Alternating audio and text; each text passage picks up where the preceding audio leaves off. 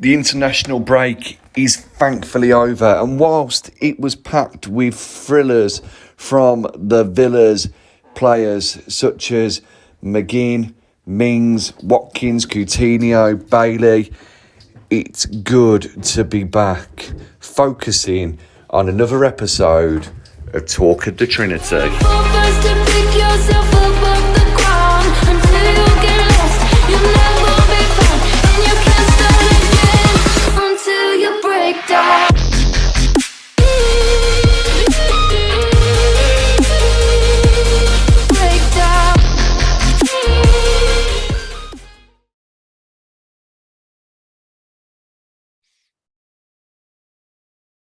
Hello and welcome to the latest edition of Talk of the Trinity podcast. I am Baz Barrett. With me is not Will Forrest. Rumours are he was last seen on a plane to Qatar, not unfortunately to go and see Liam from the Qatar Lions, but to go and harangue Gareth Southgate for not picking Danny Ings for the latest England squad. We hope he will get back okay because he's scheduled to join us a bit later. So boarding issues aside, you'll be hearing his thoughts and comments a bit later on. But if you can't wait that long, then go and check out some of our previous episodes on our YouTube channel, Talk of the Trinity, or you can go to one of our audio providers, Spotify, Amazon, Apple, Geezer, Deezer, some other ones, to go and listen to his dulcet tones and some of our specials. And speaking of our specials, if you haven't listened to our Premier League predictor, which has been keeping literally tens of fans entertained during the international break, there's still plenty of time. I mean, you can listen to it up until the end of the season and beyond to see how right, or probably more humorously, how wrong me and Will were in our predictions as to how the Premier League is going to finish, and also some other interesting things we've thrown in terms of the European competitions, predicted those, and the playoff from the Championship and who's going to be going up automatically as well. So go and check that out. I mean, we'll wait for you here if you want to go and do that now. But if you've saved that to do later, you can also check us out on our Twitter page at Talk Trinity for all the polls you could possibly think of, and then probably a few more. And then you can like us, subscribe, comment. Any of our channels, always happy to engage with you. And speaking of happiness, we are happy that the Premier League is back, and it comes back to Villa fans' lives on Saturday afternoon, 3 p.m. at Molineux. Just a little matter of a Black Country Birmingham derby away at Wolves. And it's been a long couple of weeks since Villa last played away at Arsenal. Hopefully played at home to Arsenal even, then let alone away. And well, that just shows I've got it out of my system. I've tried to dispel all the negatives from our Arsenal performance and look forward to April with a positive slant. And speaking of positive slants, we are largely fully fit from a Villa perspective. Nakamba is due to play for the reserves this evening. You can probably tell I'm recording on Friday evening before the reserve game, but the rest of the squad appears to be fully fit and ready to go for Saturday. Luca Digne back from injury, which is very good news for us. And speaking of those who are back and ready to go, that also includes our England contingent. Ollie Watkins, Tyrone Mings, both goal scorers for England. Very, very good news for their confidence and also their prospects of going to the World Cup. And as you are used to us having a brief dalliance away from Premier League, I'm just going to mention the World Cup draw, which has just taken place at time of recording. England in a group with Iran, USA, and possibly Scotland or Wales or Ukraine. But that is a pretty good draw from both a let's get out the group stage perspective and also from a cheeky, tasty final group stage game against possibly Scotland or Wales. Especially if that game resulted in us knocking one of those out. Wouldn't that be fun? But speaking of fun, back to events at Molineux and Villa. And one of the questions of the day is going to be, will Villa go back to the two up front formation with the aforementioned Ollie Watkins and Danny Ings, which was variated, that's not a word, it is now, against Arsenal, where due to late injury, we had one up front and it looked pretty disjointed. You'd have to think that we will revert back to the 4-3-1-2 if everybody is fit, as appears to be the case, just because of momentum reasons, really. We had a little run of getting good results, getting them both kind of on the score sheet, contributing up front. And so you'd have to think that we will go back to that if at all possible. I will leave my co-host Will Forrest to discuss the more tactical details with his Sunday morning coaching hat on. But in terms of the team news, from my perspective, if everybody is fit, I think the team largely picks itself in terms of Martinez, Digne, Konza, Mings, Cash, McGinn. Yeah, you knew I was going to pick him. Hopefully Gerrard does too. Jacob Ramsey. There's the ongoing debate between Douglas Luiz and Sanson, but it appears to be if Sanson hasn't been picked by now, then he's probably not going to be anytime soon. So you think Luiz is going to play? Philip Coutinho, you anticipate is going to slot into that role behind the front two, aforementioned Danny Ings and Ollie Watkins. So that would be the team for me, assuming everybody's still fit when it comes to handing in those team sheets. And having a quick look at our opponents, Wolves. I mean, their season has been inconsistent over the last month or so. I mean, they were in with an outside chance of fourth, but then 2 defeats against Arsenal in quick succession appear to have put an end to that. And last time out, they lost 3-2 at home to Leeds in an absolutely crazy game. Jimenez sent off, Neves injured, so neither of those are available to play Villa on Saturday, which is positive news for us, as Neves, obviously a very, very good midfielder, especially in the engine room, and Jimenez is a handful that you always have to watch out for. So Wolves a season of, it's better than what maybe would have been expected at the outset, especially when they lost their first 3 games of the season, but maybe an opportunity missed when they just couldn't quite build on that momentum that they gathered up kind of midway through the season. And so their aim for the rest of the season is to get a Europa League or a Europa Conference League spot. And, there being a bit of a battle for that. And speaking of battles, there will be that battle on Saturday afternoon. And the battle I've had is trying to predict the result. Because probably up until a couple of weeks ago,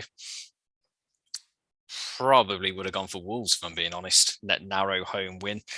But those 2 aforementioned injuries, plus Villa injury and suspension, plus Villa potentially being back at full strength, and plus a stat I saw that Wolves have failed to score 8 times at home, which is equal worst in the league with Brighton, means that maybe that they're not quite the free-flowing attacking team which could take Villa apart in a resolute defensive effort from Villa, which they have been able to do away from home a few times under Gerrard. Means we could have a more positive outcome than perhaps what I originally anticipated. So it was going to be a heart v head prediction, but I'm going to go with a heart. I'm going to go for, I say heart, this is where we'll be jumping up and down, still saying negative Baz.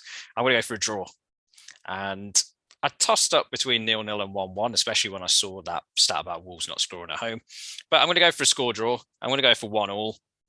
Villa, from their side, their record against teams above them in the league is pretty terrible. I think only 1 win away at Man United. So that's going to be a significant challenge for Villa next season if they want to be in a position like Wolves are, challenging for European places. But for this season, trying to get some momentum from now until the end of the season, especially before some tougher games coming up for Villa against the shining lights in the league towards the end of the season. I think it's going to be a good test, and I am confident that we will be able to get a point. So I'm going to go for 1-1. And that's my thoughts on the game. Will my co-host, Will Forrest, go for his usual positive Will prediction, or will he throw a surprise out for us. So if you want to find out what Will's got to think, then stick around and listen right now. But from me, hope you all enjoy the game on Saturday, and we will be back with you soon. So bye for now. Wolverhampton Wanderers taking on the mighty Aston Villa this weekend. You've heard Baz's opinions on the game. I haven't had the chance to hear them yet. I'm recording mine without listening to his. I imagine that he said that he thinks Arsenal will win 2-0 or that Villa will lose to Wolves. Now, you'll probably hear some background noise. I am driving at the moment. Hands-free though, hands-free. So don't worry about that, Villa fans. Last time out wasn't the greatest of results against Arsenal. That 1-0 defeat, the first half performance wasn't exactly great, and we didn't muster an effort on target until the very last minute of the game when Coutinho's free kick was saved and Arsenal won the league. Finished fourth. Got 3 points against the Villa. Sosbaz. But we've had an international break since then, and some of our players have gone away and they've done quite well. Coutinho has scored a penalty for Brazil. Leon Bailey did the same for Jamaica. And we also had Ollie Watkins and Tyrone Mings bagging for England in a big 3-0 win. Matty Cash playing, John McGinn scoring as well. So the lads have gone away. They've enjoyed themselves. Buendia and Martinez aside, maybe. But let's forget about that for the moment. Let's focus on the Wolves game. And the first person is a player I haven't mentioned, but has international pedigree and was with the international side of his origin. Luca Dean, back from injury. It doesn't seem all that long ago that he got injured. It's been 3 weeks. Fortunately, we had those 2 weeks international break that's helped us. Will he be back and ready to play Premier League football at Molineux? I believe so. Well, I'd hope so. I haven't seen the Gerrard press conference either. But Luca Dean, he's a big loss for us. You can see he's a big player already, not only from a defensive point of view, but also from an offensive point of view as well. His free kicks, his corners, he's getting forward and whipping crosses in with his left foot rather than having to cut back onto his right. He's a dangerous player, and he's one of the best left backs in the Premier League. You know, to be able to play for France as well, he's got to be a top left back, one of the best countries in the world. He comes back in for me, and he starts alongside England goal-scoring extraordinaire Tyrone Mings, Ezri Konsa, and Matty Cash. Konsa deserves to keep his place. He didn't put a foot wrong after coming in to replace Chambers. I don't like all of this. Well, a player gets injured and they're playing well, they should automatically come back in. No, not if their replacement has played well. And that's certainly the case with Ezri Konsa at the moment. Martinez in goal also, we'd hope to see. Then we have the midfield. It's going to be a big talking point. There are rumours that Douglas Luiz is going to say his goodbyes in the summer. Yes, there were talk of three £30 million bids, 2 of which supposedly came from North London in January, but we'd hope to keep Luiz, but it looks like he's going to be going. Where, we don't know just yet. So do you play him? Do you play him as that DM? Nakamba's not back yet. He's going to be playing for the under-23s within the coming weeks. So who do you put in? Do you go with Tim Iroegbunam? Do you go with Callum Chambers? Do you go with Morgan Sanson? Now, you all know that there's a little bit of a love in there for me with Morgan Sanson. I rate Tim very highly also. But you just feel that Sanson deserves his chance. Put him there, in that holding midfield position. get him linking up with the players around him. Him and Luca Din had a lovely link-up chemistry against Leeds away, albeit for 20 minutes or so. Give Sanson the chance to shine. Give him the chance to be that DM for the rest of the season, to keep Nakamba out, who was absolutely fantastic before he got injured, by the way, and also to keep out Douglas Luiz. If that is the rumours are true. Though, I'd be looking to get Sanson in anyway, because JJ, he's played a lot of football. He probably needs a bit of a rest. He's done well for England also. Great goal in the last 2 weeks for the England age group that he was playing for, those under 21s. I'd like to see Sanson in there. I think McGinn plays, though I do think JJ starts. It'll be Sanson DM, McGinn and JJ in midfield. What do you do then? Do you go for the 2 behind 1 or the 1 behind 2? Now, you'll know that I've been incredibly pleased with the Watkins and Ings link-up play. The fact that they're both playing, they both look very happy together. Contrary to previous reports that we've heard, they seem to get on very well. It's 2 number 9s who will get into the channels, but will also get into the box. And they're scoring goals and creating goals. Okay, Danny Ings hasn't got as many goals as you'd hope to see. But at Southampton, he hasn't had anybody of the quality of Ollie Watkins. I keep wanting to say Wally Watkins. Damn you, Baz. He hasn't had anybody of the quality of Ollie Watkins to challenge him and to lose his position too. He's very much been a first name on the team sheet along with James Ward-Prowse type of player. So, seeing Ings back in, seeing him up front with Watkins, seeing the link-up play, getting there, seeing them scoring goals, seeing them being able to link with other players is definitely pleasing. And for that reason, those 2 would start with Philip Coutinho behind them for me. I love Emi Buendia. I think he was harshly dropped previously, though it does look to have been a bit of a masterstroke with going with 2 up top. West Ham game aside, really.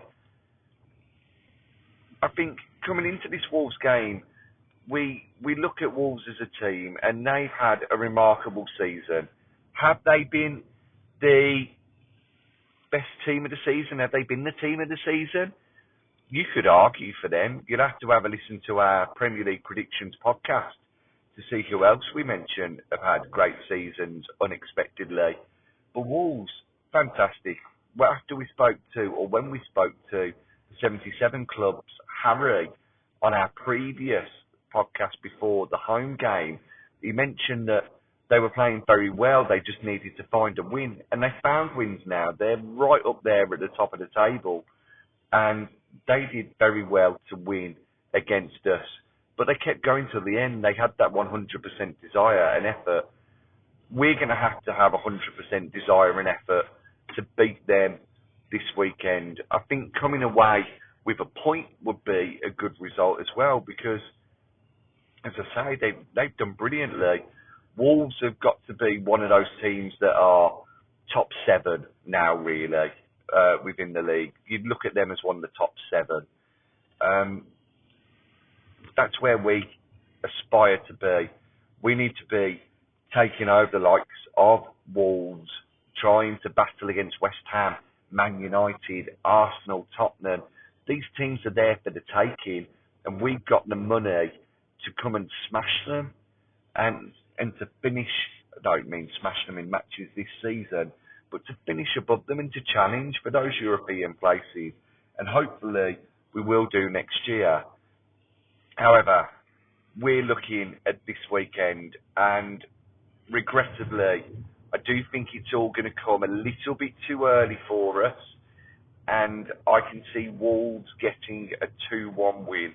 I'm really sorry, Villa fans. I hate to say that we're going to lose. I'm sure that I'll get some abuse for saying it, but I can see the Wolves beating us. I'd love to be able to watch Match of the Day and see that we've won, and then in years' time reminisce about a famous win such as the 4-0 win where Angel bagged 2 goals. I remember that. I got a new dog on that day as well, you know. So it's a very happy day all round.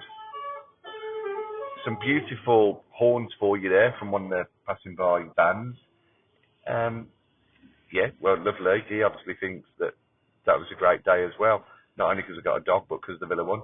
I also remember that 3-2 win where Robbie Keane bagged 2. I was sat in the Wolves End that day, and I got told that I could stand up and celebrate if I wanted to when Villa scored, though I decided not to until Robbie Keane scored, and I was able to stand up and clap admirably while jumping for joy inside to say, oh, well, if anyone's going to score against us, I'd want it to be him. Oh, what a brilliant goal he's just scored against us.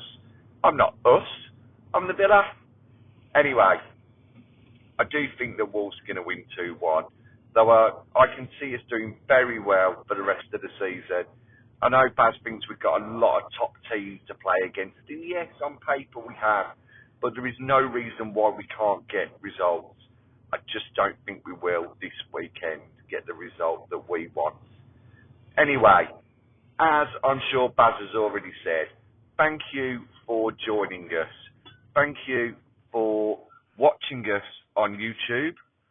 Thank you for listening to us on Spotify, Apple, Geezer, Deezer, vacuum cleaner, fridge, freezer, vacuum freezer, fridge cleaner, whatever it is that it's on.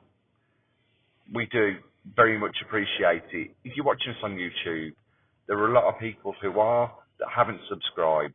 We'd appreciate the subscription, and you can hit that bell so that you know when we are back with a new episode, because I'm sure you want to hear it. I'm sure you want to hear our lovely brummy tones. Anyway, until then, let's hope that I'm wrong. Fingers crossed that I am. But until next time, cheers, tar, thank you very much. I'm Villa till I die. Up the Villa.